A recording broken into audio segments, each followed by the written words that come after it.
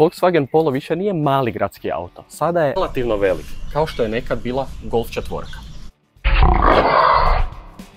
Facelift kojega gledamo je izašao 2021. godine. Točnije, ovaj auto ovdje je style oprema, 1.0 benzinac turbak sa 110 konja i DSG mjenjačem sa 7 brzina.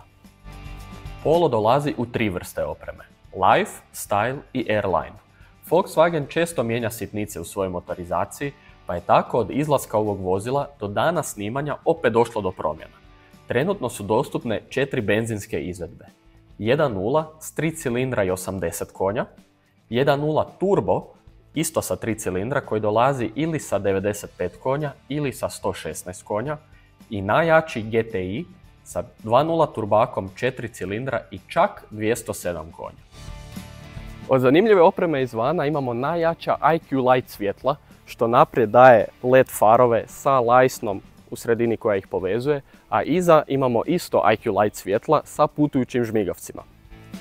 Sa ove strane vidimo 16 sola niskoprofilne alu felge koje su ovako malo zatamnjene i zatamnjena stražnja stakla. Imamo naprijed i iza parking senzore i stražnju kameru.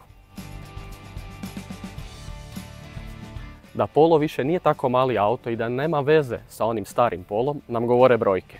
Mrvicu je duži od 4 metra, ima otprilike 1200 kg i gepek mu je volumena 351 litru, što je 71 litru više od onog starog Pola.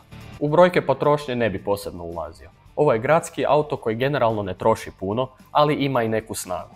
Računica je vrlo jednostavna. Kako ćeš se voziti, tako će te i trošiti. Unutrašnjost Pola je klasično Volkswagenovska. Dizajn i pospremljenost i iznutra daje ozbiljnost ovom autu. Od opreme iznutra imamo 2 ekrana sa Apple CarPlayom, imamo senzor za kišu i za svjetlo, lane assist, tempomat, imamo pedalse na volanu od automatskog mjenjača, ove krasne siceve koji su lijepi na oko, a i jako udobni. Sva 4 prozora su na struju, nema nikakve kurble i imamo grijane i automatske retrovizore. Polo je udoban, relativno mladenački auto specijaliziran za gradske i međugradske vožnje.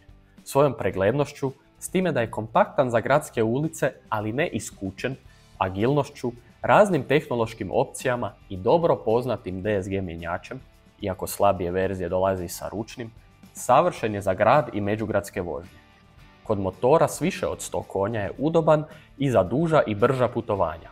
7. brzina DSG-a smanjuje buku pri većim brzinama, a svojom širinom i nižim težištem stabilno leži na autoputu.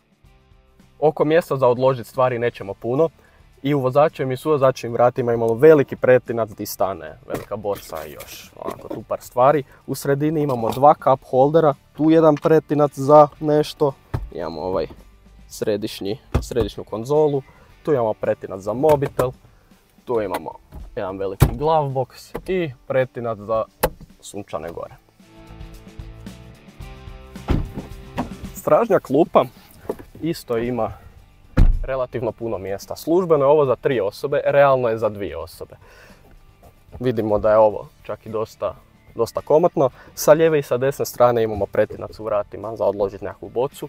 Imamo iza siceva mrežicu za stvari. Imamo 2 USB-C priključka i električne prozore koji bi radili da sam se sjetio staviti kontakt. Zaključno, Polo je super auto, pogotovo za mladu osobu. Lijep je za voziti i može ga se dobro opremiti tehnologijom, a uz to je i elegantan. Moje osobno mišljenje je da općenito sa gradskim Volkswagenom ne možeš baš puno fulati.